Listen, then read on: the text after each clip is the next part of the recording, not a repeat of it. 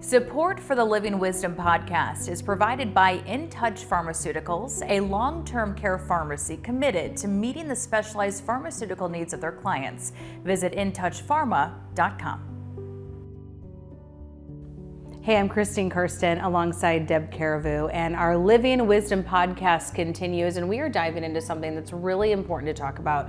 We're talking about depression, and we're going to break this up actually into two different parts. So our main focus is depression when it comes to somebody who's experiencing dementia as well. Deb, you and I were chatting. This is very common, if you will, with those who are dealing with depression. Yeah, that's correct. It's a very common secondary condition that comes for people who have different types of dementia.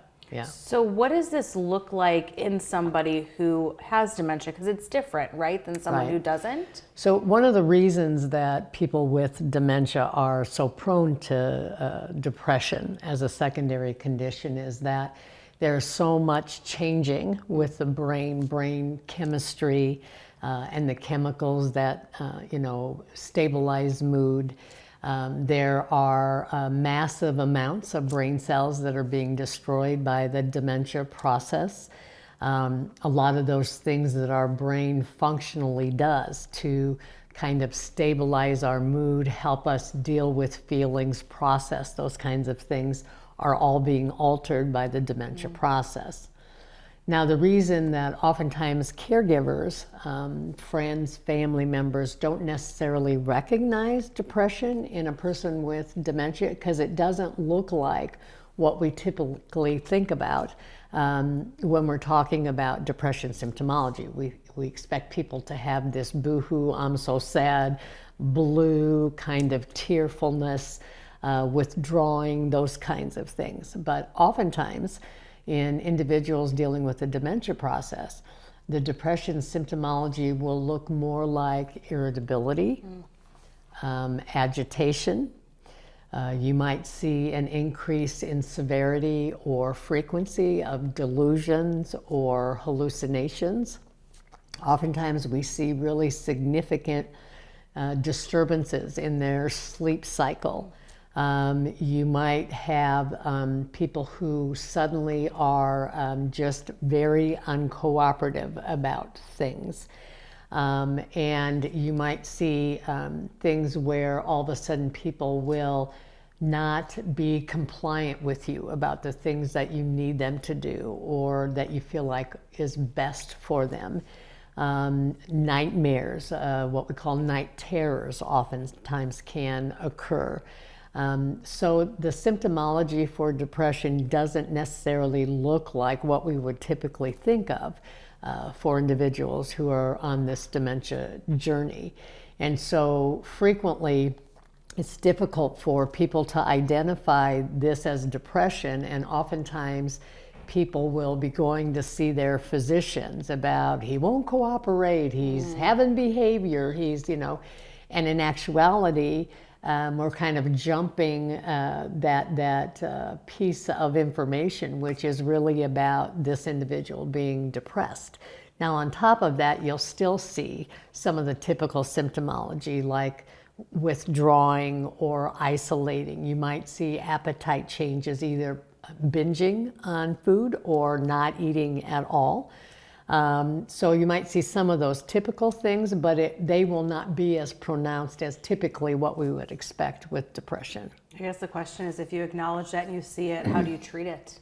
So one of the things that's really important for people to understand is that we always recommend that you try a low-dose, mild antidepressant to treat potentially this symptomology before we automatically jump to bigger gun medications that might help control underlying behaviors related to maybe breaks in reality, underlying psychosis, those kinds of things. So there's a whole group of antidepressants that can be utilized very effectively in people with dementia process. It's a category of antidepressants called SSRIs. And the reason we recommend those is because they have very little to no interaction or side effects with many of the medications we use to treat dementia. And so things like Paxil, Prozac, Celexa, some of those SSRI kind of medications will work very, very effectively for depression symptomology in people with dementia. So it sounds like if you do see these symptoms, maybe your first step is going to your doctor. Absolutely. Reaching out, let somebody know what you're seeing, what you're experiencing.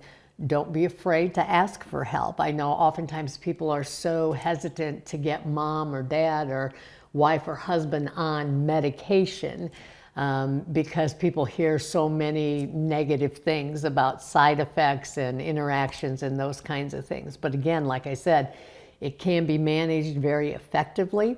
You and I have chatted before in our blog about the recommendation of getting what we call genetic testing, which is a very easy inside the cheek mouth swab, where it can give your physician a whole profile of medications that can be very effective without a lot of long-term or interactive kind of side effects.